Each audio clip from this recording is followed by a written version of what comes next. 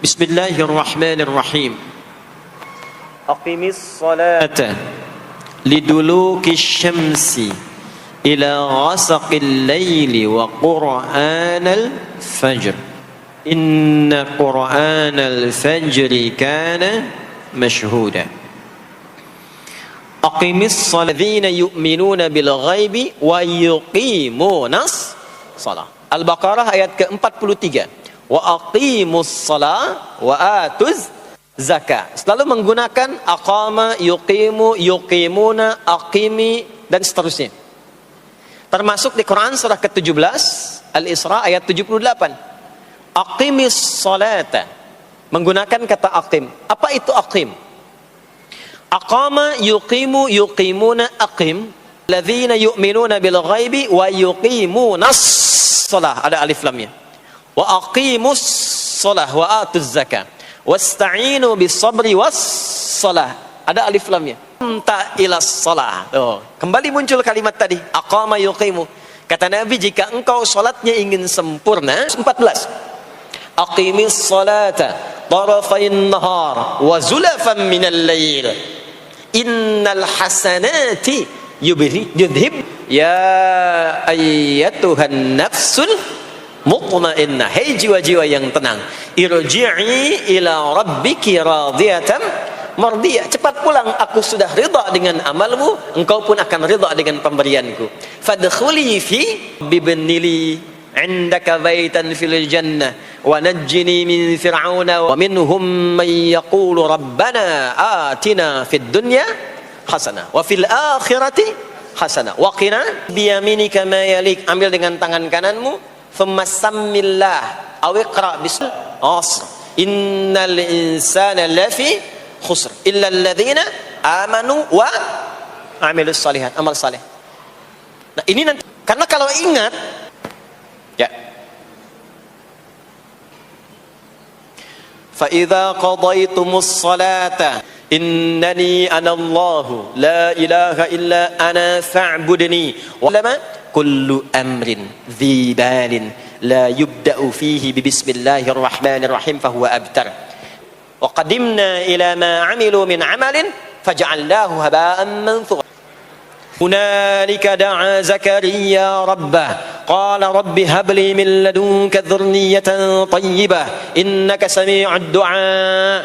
Turun jawaban, fanadathul malaikatu wa huwa qa'imun yusalli fil mihrab anna Allah yubashshiruka bi iyyaka na'budu wa iyyaka itu qala Rasulullah sallallahu alaihi wasallam, qala Allah azza wa jalla, Allah berfirman, alladzi yuwaswisu fi sudur innas, di dalam dzalikal kitabu la raiba fi hudal lil muttaqin. Siapa muttaqin, orang takwa di situ? Ayat 3-nya, alladzina yu'minuna bil ghaibi wa yuqimunas shalah. Uhiya ilaika minal kitabi wa aqimis salah. Kita hafal tengahnya, innas salata tanha 'anil fahsya'i wal idhu 'alas salawati was salatil wusta wa qumu lillahi qanitin. Ada yang begini, as-salat pakai alif ta bin. Qala Rasulullah sallallahu alaihi wasallam, yata'aqabuna fikum malaikatul laili wa malaikatun nahari fi istaqina fi jannatin wa 'uyun akhidhina ma atahum rabbuhum innahum kanu qabla dhalika muhsinin. 17-nya, kanu qalilan minal laili ma yahja'un. Bahkan nunggu waktu sahar, nunggu subuh, tahajud dulu. Kemudian 18-nya, wabil ashari hum yastaghfirun. Istighfar. Allah meminta kita menunaikan salat 5 kali dalam sehari untuk memudahkan semua urusan kita di setiap waktu dalam sehari itu. Dan yang ketiga, di antara sekian 5 waktu itu ada waktu-waktu yang istimewa, yaitu asar, dan yang paling istimewa adalah subuh ataupun fajar. Mudah-mudahan kita bisa konsisten menunaikan dan menjaga waktu salat itu sampai kita pulang kepada Allah dalam keadaan husnul khatimah.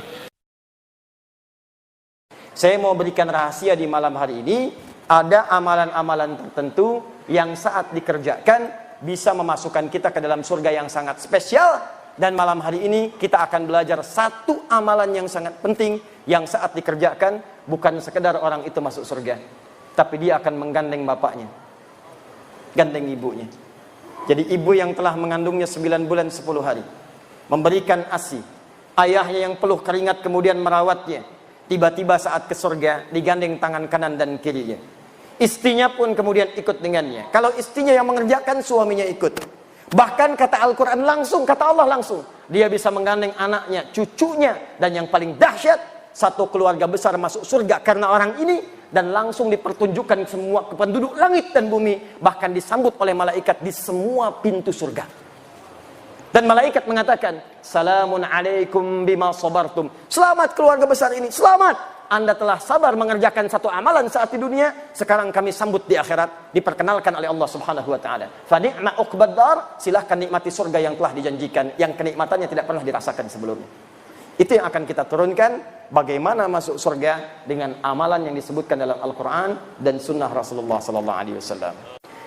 Wa basyiril ladzina amanu wa 'amilus shalihat أن لهم جنات تجري من تحتها الأنهار كلما رزقوا منها من ثمرة رزقا قالوا هذا الذي رزقنا من قبل وأتوا به متشابها.